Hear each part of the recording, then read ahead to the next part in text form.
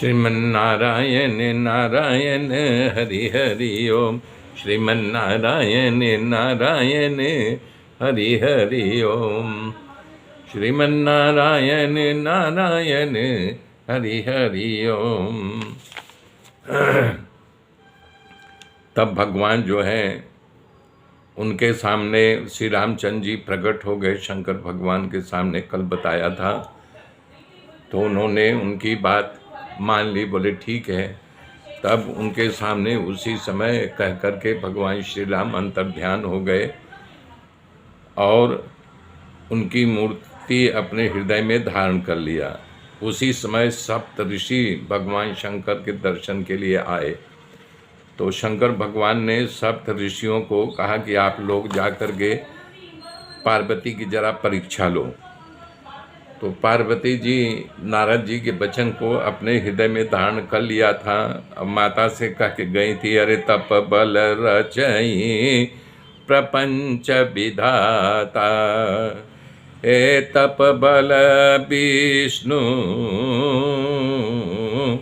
सकल जगत त्राता, तप बल शंभु करई संघारा, अब तप बल शेष धरई मही भारा। वो तो अपने मन में ठान लिया था और आकाशवाणी हुई थी। उसी समय सप्तऋषि उनके पास पहुँचे। पार्वती देखा तो मूर्तिमान तपस्या जैसे लग रही थी। बोले रे बाप, ये तो पार्वती माता जो है अत्यंत कठिन तपस्या करके मूर्तिमान बन गई हैं।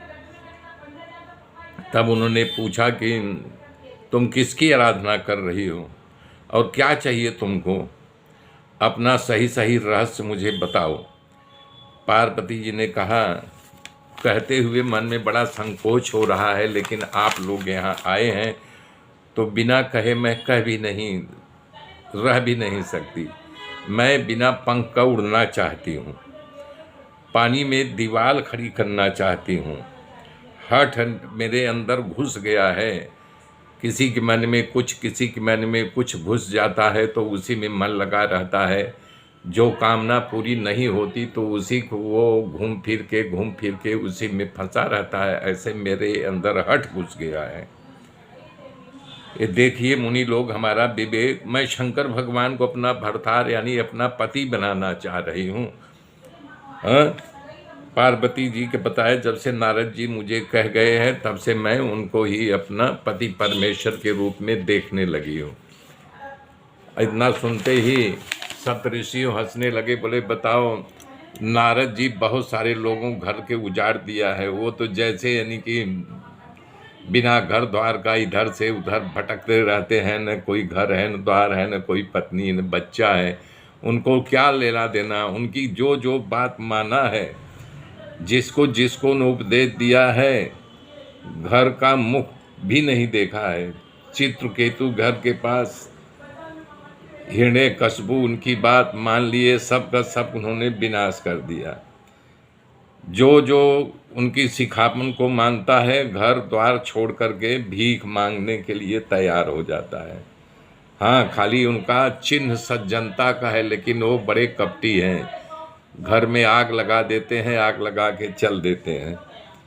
तो उनके बात पर तुम विश्वास मान करके ऐसे पति की इच्छा कर रही है जो स्वभाव से उदासीन है, गुणहीन है, निर्लज्ज है, खराब वेश वाला है, मनुष्यों की खोपड़ी की माला पहने रहता है, कुलहीन है, घर बार बिना का है।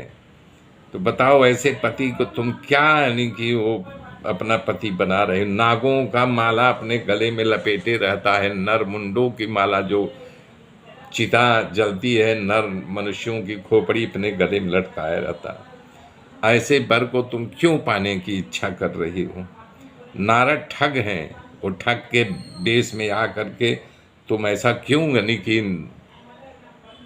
मन में अपने जो है हट समा लिया है। मेरे मित्रों, मेरे साथ जुड़े रहिए। आगे की गाथा फिर कल जोड़ूंगा। तब तक के लिए जय श्री राम, जय श्री राम।